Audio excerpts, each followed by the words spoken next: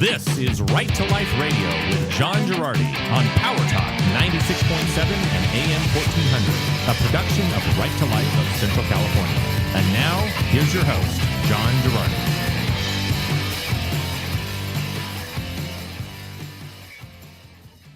There's always some pro-choice stuff in the news. The Biden administration is loosening up rules for fetal tissue research, undoing some of the good things that happened under the Trump administration. But it's not a super active week. Jonathan Keller from California Family Council. That's me. It's not a super active week as far as pro-choice news goes. So today, Mr. Jonathan Keller. That's me. And I, John Gerardi, Director of Right to Life of Central California. Welcome to Right to Life Radio, a production, as always, of Right to Life of Central California, rtlcc.org. Today, I had done all this research earlier this week for a talk that I gave for a group at Our Lady of Perpetual Help Church, for their young adults group. And I was asked to talk about the history and development of the teaching of the Catholic Church on the topic of, you guessed it, abortion. And I wound up doing a lot of research for this talk, more than I kind of anticipated I did, and I actually wound up learning a lot of things that I didn't exactly know before, and a lot of interesting things. And it's kind of timely things. We certainly have had plenty of self-professed pro-choice Christians of various stripes serve as president of the United States at one time or another. We currently have a president and a Speaker of the House who both profess to be Roman Catholics and who hold viewpoints on abortion that are pretty bad. And heterodox, to say the least. That are not consistent with, as they would claim, the official position of the Catholic Church. And so I thought actually it's kind of appropriate to and educational and informative. And hey, what's the point of this show if not to educate and inform people? To go a little bit through the history of Christianity and its thought on abortion, because I think it's actually really, really interesting. And so Jonathan will be riding shotgun with me as we take this journey through let's see if we can go through 2,000 years of Christian teaching on the topic of abortion and condense it into roughly 40 minutes of radio airtime. What do you say, Jonathan? I am game. Let's do it. And we're getting in the weeds. We're gonna talk about Greek words and what they mean. We're gonna talk about all kinds of stuff. So, oh boy. To start with, what I want to say is that buckle up and grab a cup of coffee, folks. Buckle up and grab a cup of coffee. The history of Christianity more broadly, and Catholicism in particular, when it comes to teaching about abortion, there's this claim that people like Nancy Pelosi have advanced that, well, the Catholic Church did not always believe that human life began at its conception, and that thus this is cover for their positions upholding a legal right to abortion. And this historical analysis is deeply flawed because it does not appreciate a couple of things. One, it does not appreciate, first, that for much of the history of Christianity, we were operating with the best science that the 4th century BC could offer when it comes to embryology. Aristotle was the best we had, and we did not exactly know when human life began in the womb. So if we did not think that human life began at conception, it's because of a dearth of understanding about what happens when an egg and a sperm actually meet, how an organism actually comes into existence right at that exact instant. And secondly, it fails because, Nancy Pelosi once famously tried to enlist St. Augustine to her side. And if you actually read what many of these people say on the topic of abortion, it is not very supportive. Way back when, John, I will say, if you want to go find a hilariously funny video we did when I was at Right to Life. Oh, this is back in the old Life Report days. Yes, when I was the director and when I had your position, a low 13 years ago in summer of 2008, Josh Brahm and I put together a little video that we called Nancy Pelosi versus the Catholic Church. Oh, there you go. And it was on that very issue. It was where she went on Meet the Press and she was essentially trying to say, oh, well, no, you just don't understand, Tim Russert. St. Augustine agrees with me that, that human life doesn't begin at conception. Yeah. And we'll get to St. Augustine later, but just suffice it to say, no, he is not very... St. Augustine would not have been at home going to a NARAL convention. Let's just put it that way. So the consistent teaching of the Catholic Church and of Christianity more broadly throughout the last 2,000 years has been once we know that a living human organism is present in the womb, it is deeply and seriously sinful to kill that organism. And far and away, the dominant viewpoint of Christianity for those 2,000 years has been, if we are unsure, then err on the side of not killing the thing. That has been basically the dominant, consistent Christian message. I stated it very inelegantly, but that is more or less the message. So to get started, I want to take us back to the ancient world. All right, Jonathan. All right. We're going back to the Roman Empire. We're going to the first... long time ago. I can still remember how Julius Caesar getting stabbed in the back used to make me smile. So we're going to the Roman Empire, to the 1st century AD. And one of the things I want to emphasize to people about the ancient world and the way that Christianity and Judaism were very unique within that world, and I'm talking in kind of broad generalities here, but bear with me, most of the ancient world was a pretty brutal place to live for a large percentage of the population.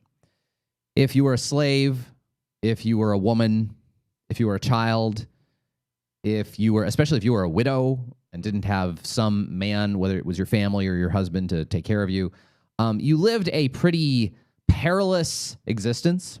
The idea of placing value on every unique human life was not something that was very widespread or very common. The notion of caring for the poor, caring about the poor, was not particularly widespread. If you were rich and powerful and had standing, okay, you were all right. But if you were not, you were in a really bad way.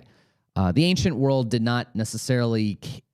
We take for granted some of our concerns that we have in Western society about caring for those who can't care for themselves, caring for the poor, caring for the weak.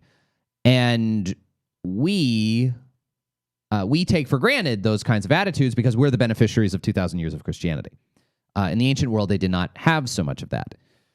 Which, John, I just, as a side note, it just is kind of amazing to me when we talk about, we see some of our friends on the left, especially hardcore progressives, that talk about we need to root out the patriarchal and oppressive roots of Christianity from Western society. Well, like the very idea of oppressing those who are small probably originates, much of that way of thinking originates in Christianity. Yeah. And I'm not saying that every non-Christian culture lacked a sense of human dignity. I'm not saying every non-Christian culture of the ancient West, if you will, was all the same, but I'm talking in kind of broad strokes here.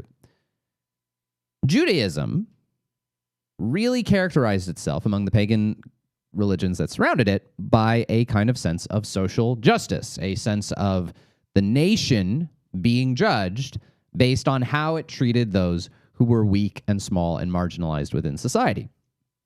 You have prophets in the Old Testament railing against the Jewish people, not just because of infidelity in worshiping God, but also because they did not treat widows well, and they did not treat orphans well, and they did not treat sojourners, strangers.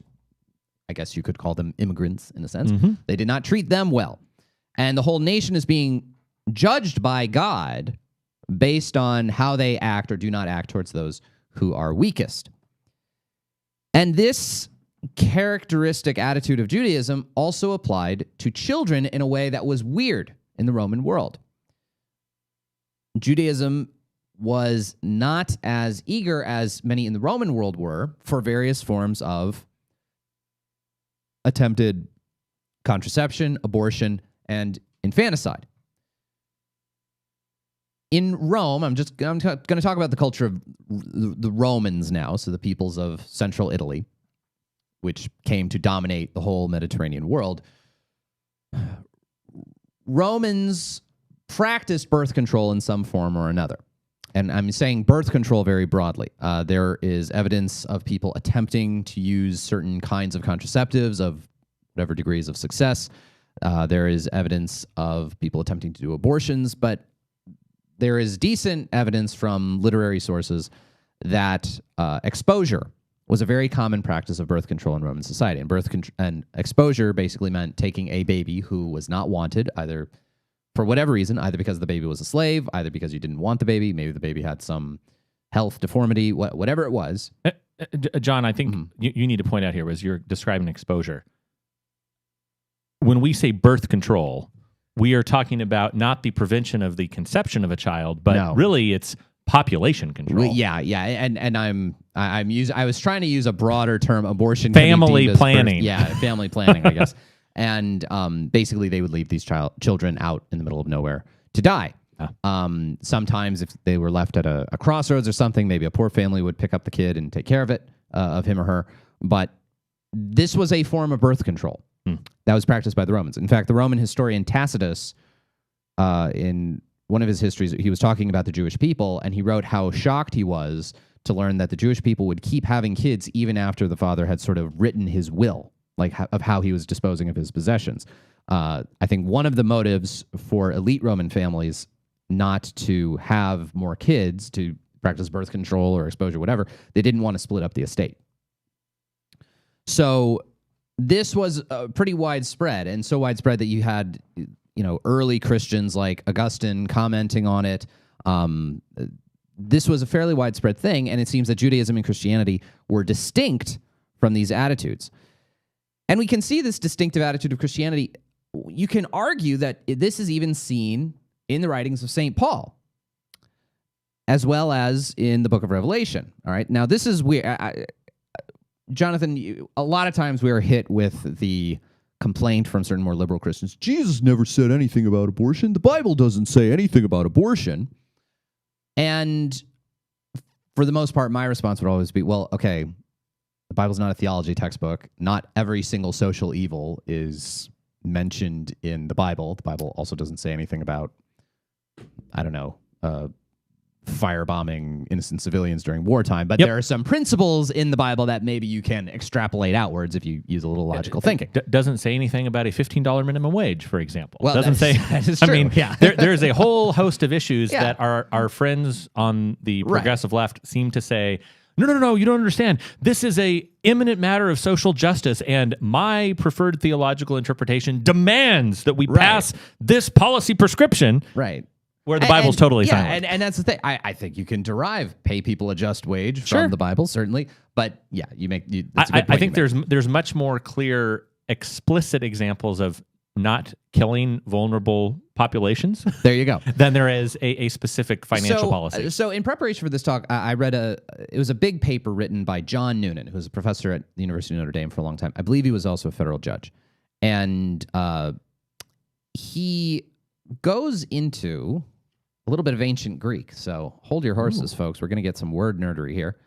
One of the things that was talked about in St. Paul's letter to the Galatians, the book of Revelation, and also the Didache, which is his book of sort of early Christian teaching, is this notion of this concept called pharmakeia. And the Greek word is pharmakeia. All right. Now, St. Paul in Galatians chapter 5, he has a long list of stuff that's bad. St. Paul is big on that. Here's a bunch of bad things to avoid. This adultery, drunkenness, blah, blah, blah. And then contrasting that, here's some good things to embrace. Charity, benevolence, kindness, patience, whatever. St. Paul's big on lists. One of these lists in Galatians, he mentions pharmakeia as one of these bad things. Yes. Now, different Bible translations have different ways of translating the word. I've seen the word witchcraft used for pharmakeia. And this pharmakeia is also condemned in the book of Revelation chapter 9, chapter 21, and in chapter 22. People who engage in pharmakeia are condemned in various grandiose apocalyptic ways. It is the book of Revelation, after all. Yes. And what Professor Noonan is arguing is that pharmakeia referred to, obviously it has that word pharmakeia, pharmacy, but pharmaceuticals right in there. And what Professor Noonan writes, this sort of referred to certain practices in the ancient Roman world, this first century AD world, of guys who were kind of medicine men, shamans, sort of dudes, who would give certain kinds of potion type substances to women. And now this is not an exhaustive definition of what pharmakeia means, that it could include this. And some of these kinds of potion medication type things were used as either contraceptives or abortifacients. And what Professor Noonan thinks is very interesting is in Revelation, when the author of Revelation is condemning those who engage in pharmakeia, he's condemning them along with people who engage in murder, along with people who engage in homicide. So this concept of pharmakeia is very closely connected to murder. In the Didache, it's also connected to people who engage in it's right next to people who engage in abortion. It has a condemnation of abortion and pharmakeia. Abortion, infanticide, and pharmakeia. So what we can see is from this first century, Christianity and Judaism valued those who were marginalized in society, valued even the unborn. And what you can see, I don't know that this is an airtight, lock it down biblical argument necessarily from Professor Noonan, but there's strong evidence, I think, to suggest that the Bible itself, along with the Didache, first century Christian writing, condemned various kinds of pharmaceutical practices intended to kill unborn children in the womb. Now, when we get back, we're going to get to our buddy St. Augustine and talk about why Nancy Pelosi was wrong to try to enlist him to her side in her defense of legalized abortion. This is Right to Life Radio. John Gerardi and Jonathan Keller here on Power Talk, a production of Right to Life Central California, rtlcc.org.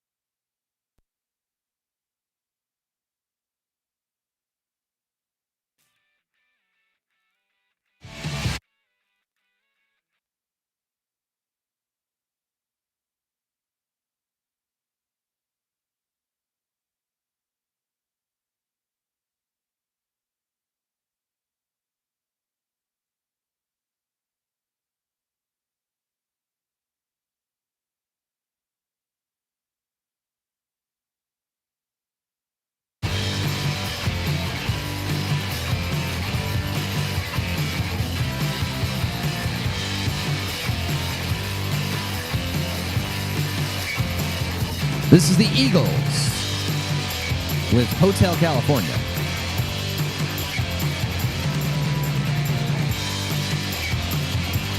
This appears to be a live version of Hotel California. Very nice. All right, so folks, today on the show, we're doing this evergreen show. We're talking about the history and development of Christian teaching on the topic of abortion. I was kind of prompted into doing that due to I was asked to discuss it for a young adult group at a church in Clovis, and so I wound up doing a bunch of research on it, and I thought it was interesting and useful and informative. So we were talking about sort of the position of early Christianity and Judaism vis-a-vis abortion, contraception, and infanticide, and how Christianity and Judaism stood out in a kind of countercultural way from the dominant culture that surrounded them in the Roman Empire, a culture that did not really respect human life in the womb, and that utilized some various forms of abortion and even infanticide. Actually, infanticide was probably a very common method of population control. I'm using that in scare quotes there, for a culture that did not have antibiotics and did not probably have very many safe ways to actually perform abortion. The more things change, the more they stay the same. So I now want to move into the Patristic Era, because the Patristic Era is basically the era of what's called the early church fathers. So this is basically Christian authors from the 1st century through approximately the 6th century. Some of them were people who either knew the apostles or were disciples of apostles or disciples of apostles, going all the way through to great figures like St. Augustine, St. Jerome, St. Ambrose, St. John Chrysostom, etc. And a review of the literature, and a lot of this I'm basing on the work of John Noonan, who was a law professor at Notre Dame. A review of the literature of the patristic era in the Catholic Church around the topic of abortion is pretty unanimous, that whether this is a very late form of contraception or an early form of homicide, it is seriously wrong and condemned. Now, they were operating under the best science of the time, which was Aristotle. And Aristotle basically did not exactly know when human life began. He thought human life might have begun at some point after conception. So there's a point where the mother would be pregnant with basically an inorganic mass of human biological material that would eventually receive a soul. Yeah. And you could call a baby, but was for a time not actually living. The early church fathers basically did not care what state it was. It was either a form of contraception or killing a human being that had not yet come into existence, or killing a human being. And all of these things were condemned by the fathers of the church. John, I just have to point out a quick side note here. Again, it is very funny to me to see Nancy Pelosi and many of our other friends on the progressive, both political and religious side Left. of the aisle. They completely reject as barbaric and subhuman all sorts of traditional Orthodox, small o Orthodox religious beliefs, whether it's on women, whether it's on male headship of the home, whether it's all these other sorts of issues. But they're very happy to reach back into the first couple of centuries to say, well, but Augustine said, I mean, who knows when life begins? Right. Augustine operating again with the best science that the 4th century BC had to offer. Now, in spite of St. Augustine relying on that science, here's what St. Augustine thought about people who engaged in abortion. And St. Augustine did not exactly know when human life began in the womb. He affirmed that, but he said this, that those who, through the use of drugs, quote, prefer that their offspring die before it lives, or if it was already alive in the womb, to kill it before it was born. And he completely condemns all of those available options. So for Nancy Pelosi, basically, to try to come on, Meet the Press, and try to enlist St. Augustine to her cause as upholding a right to abortion is complete and utter nonsense. When we come back, we're going to talk a little bit more about the medieval era, the Counter-Reformation era, and eventually into the 1800s, which is the decisive time in the development of Christian teaching on abortion because of advances in science. That is next, right here on Right to Life Radio on Power Talk.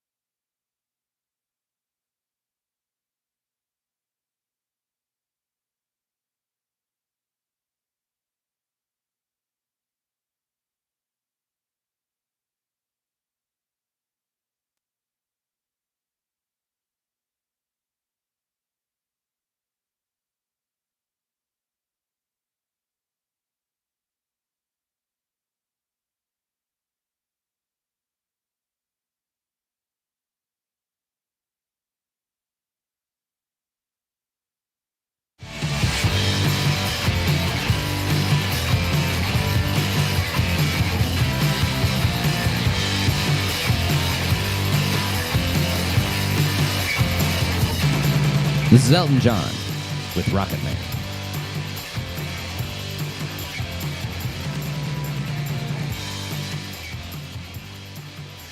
Thank you so much for listening to Right to Life Radio. Jonathan Keller, John Gerardi here. Love Elton John.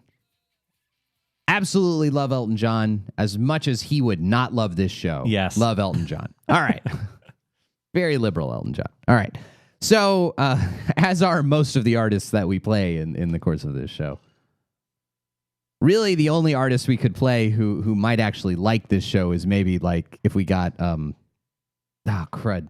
Nugent. Oh, yeah. yes. He's like the only Republican. Well, I would say rock like star I know. You're talking about late artists like Yeah. Charlie Daniels. He was Charlie actually Daniels, a pretty big pro-life we could guy. do him, yeah. Johnny Cash. A lot of country man. singers. Yeah, there are a lot of country singers we could get. The Ramones. Oh. Actually, the Ramones were just like Republicans. I don't know that they were necessarily. Yeah. I did not actually know that. Very bizarrely, very conservative, the Ramones. You would not have thought it, a bunch of punk rockers. No but way. Anyway, Right to Life Radio giving you, educating you about the history of Christian teaching on abortion and the political viewpoints of punk rock groups from the 80s. And I will say, if you have not seen the music video for I Want to Be Sedated, it's a pretty fun music video. All right, I'll take your word for it. Yeah. I have not seen that music video. Yeah. Can't say I'm a huge fan of the Ramones, but, hey, more power to them. All right.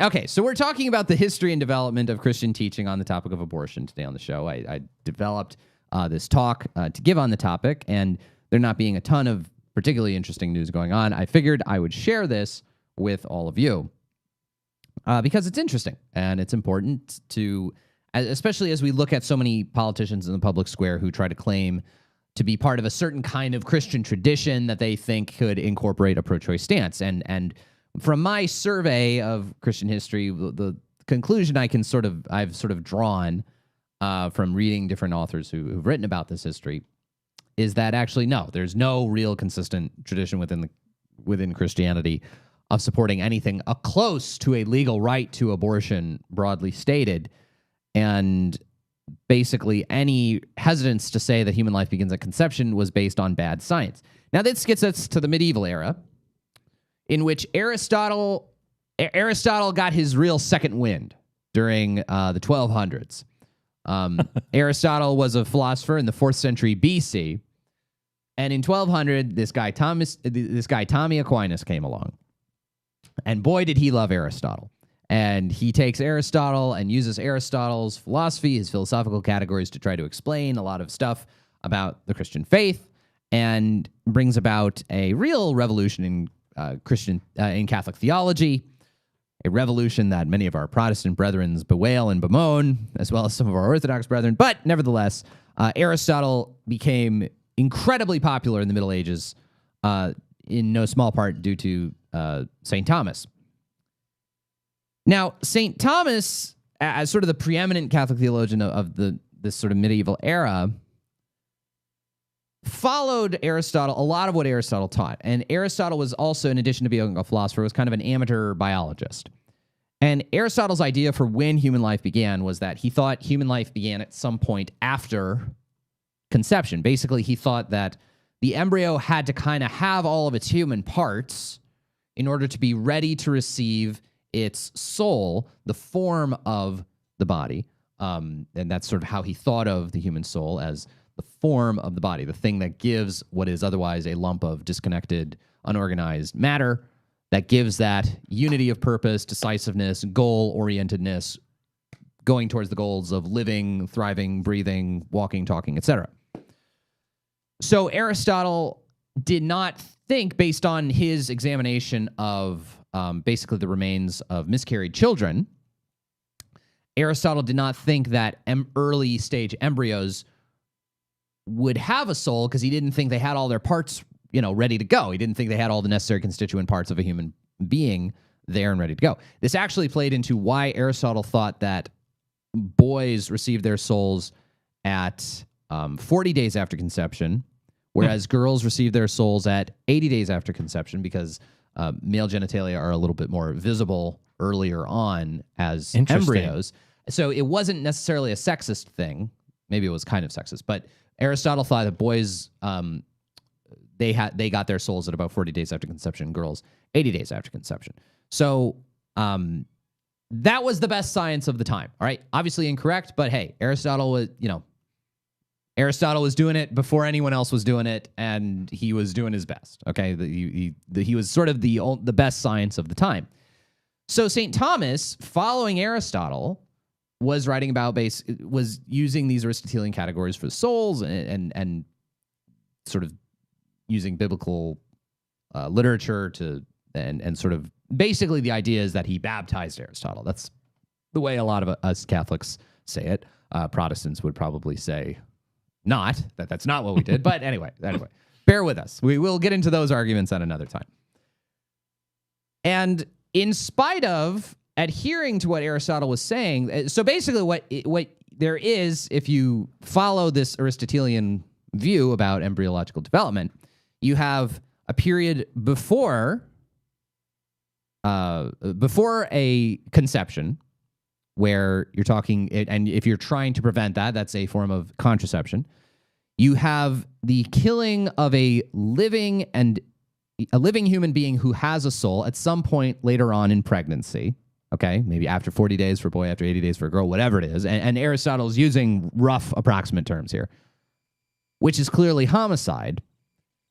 And so I think the only question you can give in trying to, lure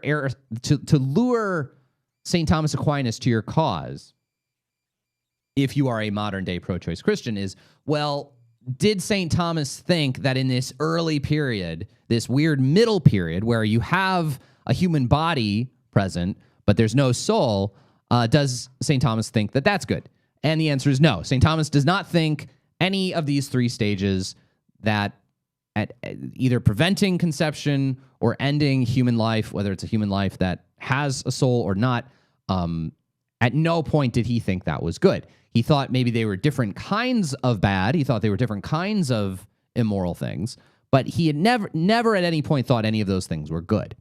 So again, this is the dilemma in which the modern day Christian who supports abortion as either a morally neutral or good practice in and of itself find themselves, they have no support in the whole history of the church for anyone saying, oh yes, abortion is totally fine. Even when you get out of the medieval period, there were some moral theologians within the Catholic tradition who were sort of considering, again, this weird middle point where they thought that, a human body's been formed, but the body does not have a soul yet. There were some theologians who thought, okay, maybe this would be legitimate to get rid of this thing at this point. But this was very much a minority viewpoint within the Catholic Church. The dominant viewpoint was best expressed by a Catholic bishop and moral theologian, actually the patron saint of moral theologians, St. Alphonsus Liguori, who was a bishop in, I believe, Switzerland in this sort of counter-Reformation period after the Protestant Reformation. And St. Alphonsus said, okay, I recognize there are some theologians offering this position that it might be legitimate to kill a child in this sort of intermediate point because you're not killing an actual living human being. But he said, no, the far safer viewpoint to hold, especially given the uncertainty as to when exactly human life begins, the far safer viewpoint to hold is at no stage can you make this kind of intervention of abortion. So there's a very minority viewpoint for this category that we know scientifically today does not exist. And that's the problem. The only thing that the modern day liberal Christian who's trying to affirm abortion as a good, the only thing they can latch onto is this category that is obviously wrong. This category that obviously does not exist. And we know that this category does not exist because of the development in the 1800s. Now, the 1800s is the start of what I would say is modern Christian teaching on the topic of abortion, because we finally actually decisively learned in the 1800s when human life begins. In the 1800s, we finally learned about mammals, and, you and me, baby, ain't nothing but mammals. So I won't sing that. Who did that song? Oh, gosh. I can't even remember. I think they were like some kind of one-hit wonder. Yes. We ain't nothing but mammals, Yeah. so let's yeah. they do on the Discovery Channel. Yes. Okay. So we discovered how how mammalian life emerges. That when an egg cell and a sperm cell hit, you found it out. The Bloodhound Gang. The Bloodhound Gang. Okay, Yes. yeah, they were a real one-hit wonder. All right. Yes. So as the Bloodhound Gang would elaborate, when an egg cell and a sperm cell hit, you have a new organism right there. Yes. All right, right there. A new organism with all of its chromosomes, half its chromosomes from mom, half its chromosomes from dad. It's all there. It's all ready to go. It's a new organism that, even if you want to use Aristotelian categories, is working towards its own growth, its own development, towards its own end goals. And learning about that reality wound up changing a lot of stuff, not just in the way in which, for example, the Catholic Church taught about questions like abortion, but also how the Catholic Church taught about other kinds of theological questions, as well as how American states taught about it. So one interesting development this is a specifically Catholic thing. Okay, so there's one Catholic dogma called the teaching of the Immaculate Conception. And basically, this is the teaching that Mary, the mother of Jesus, was not touched by original sin at any point in her life. There's debate, obviously, on this point between Catholics and Protestants. Catholics think that this is a teaching that goes back even to the very early church. Obviously, this is a point of dispute. For our purposes, though, what's interesting is that Pius IX, who was the Pope during sort of the middle 1800s, Pius IX taught, basically he elevated that teaching to the level of what's called a dogma, basically put it to a level of greater certitude for Catholics to believe, and said in the proclamation of this dogma, from the very moment of her conception, that Mary was preserved from any stain of original sin. Now, obviously, you can agree or disagree with the dogma of the Immaculate Conception. But the idea is that there was a big change in the way that the Catholic Church was starting to talk about questions like conception and when human life begins. So from the moment of her conception, Mary was preserved from original sin. This was what Pius IX taught in 1854. And in 1869, the same Pope, Pius IX was around for a long time, by the way. This is 15 years apart. I think he's like the longest serving Pope ever. Huh. I think he might have, or it was him or JP2 or yeah. I think he was actually around. He was Pope actually longer than JP2 was. Although tradition holds that St. Peter was also Pope for an extremely long time. Anyway, Pius IX in 1869 issued a canonical decree banning all abortion from conception. And unlike prior papal legislation that in some instances had punished abortion after what's called quickening, after they knew that the baby was alive, a little more severely than abortion before, did not make a distinction between early in the pregnancy, late in the pregnancy, pre-quickening, post-quickening. Quickening is the point when you can feel the baby moving in the mother's womb. He didn't make any distinction. And that is a very significant change. And that's really where the modern teaching of the Catholic Church stands on the topic of abortion, that abortion is wrong from the moment of conception onward, because we know, based on biological science, that a new, unique, living human organism is present at the moment of egg-sperm fusion. And that we have to treat that human organism as a living human person, part of the human family whom we have to respect and preserve. When we come back, what the Catholic Church has to say, and other Christians too, have to say in response to liberal Christian politicians in America who try to uphold a right to life in spite of church teaching on abortion. That is next.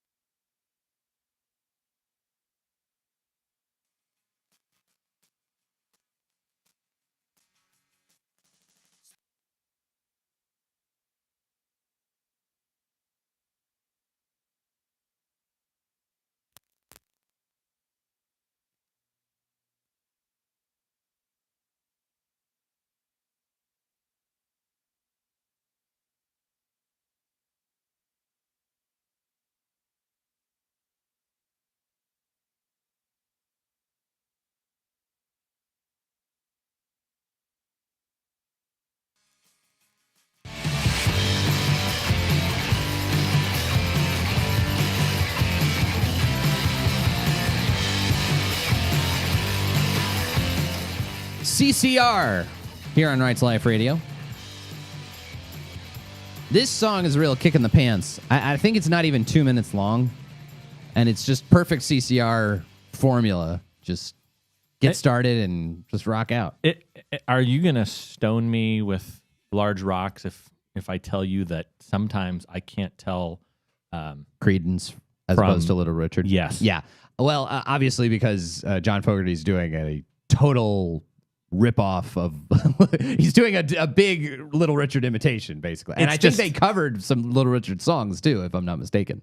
But yeah, it's Little Richard, who really deserves to be called the king of rock and roll, unlike Elvis, who is very good. But come on, it's probably Little Richard and Chuck Berry probably. That's what people say is the racist part about Back to the Future.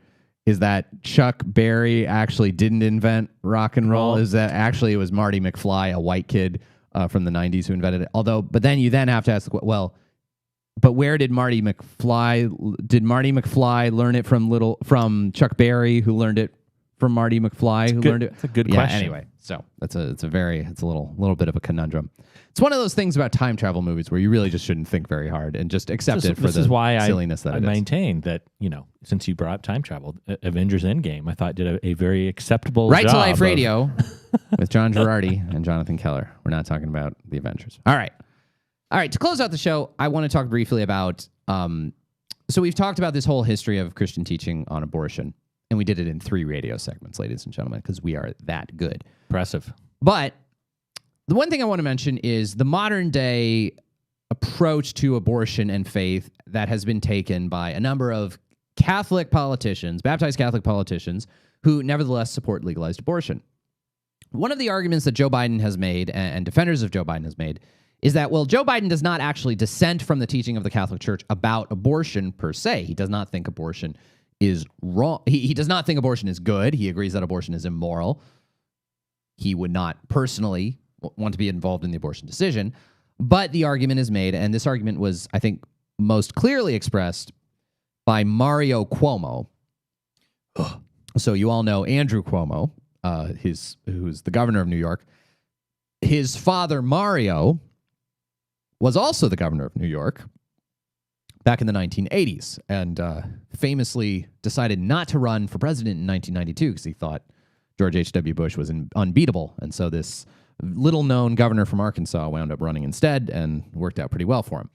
So Mario Cuomo gave a speech at the University of Notre Dame in 1984 in which he laid out a defense for why he upheld legalized abortion. Basically, his rationale was, listen, I am a Catholic. I believe abortion is wrong. Nevertheless, I am a governor of an American state, and I cannot impose my sectarian, particular Catholic doctrinal beliefs on the whole mass of the people. I have to respect everyone's ability to make their own choices. The Catholic Church has never said that every vice needs to be outlawed all the time, and ergo, I'm going to respect a right to abortion for the general population. Now, John Paul II really slams this.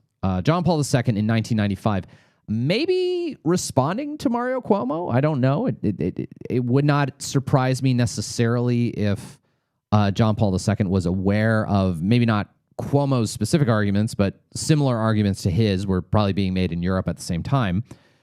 John Paul II issues in 1995 his encyclical called Evangelium Vitae, the Gospel of Life. And in it, what he says is, listen, you're claiming that to live in a pluralistic Western society, you have to respect everyone's rights, and therefore you're not going to enforce Christian teaching on the morality of abortion.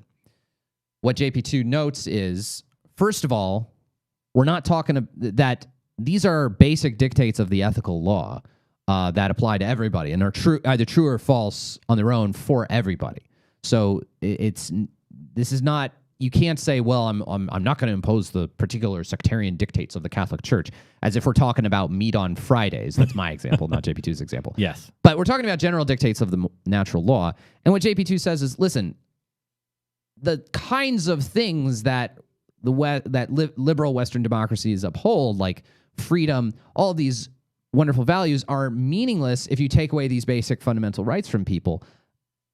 And you undercut the whole ideal of Western society if you refuse to respect this fundamental value of life.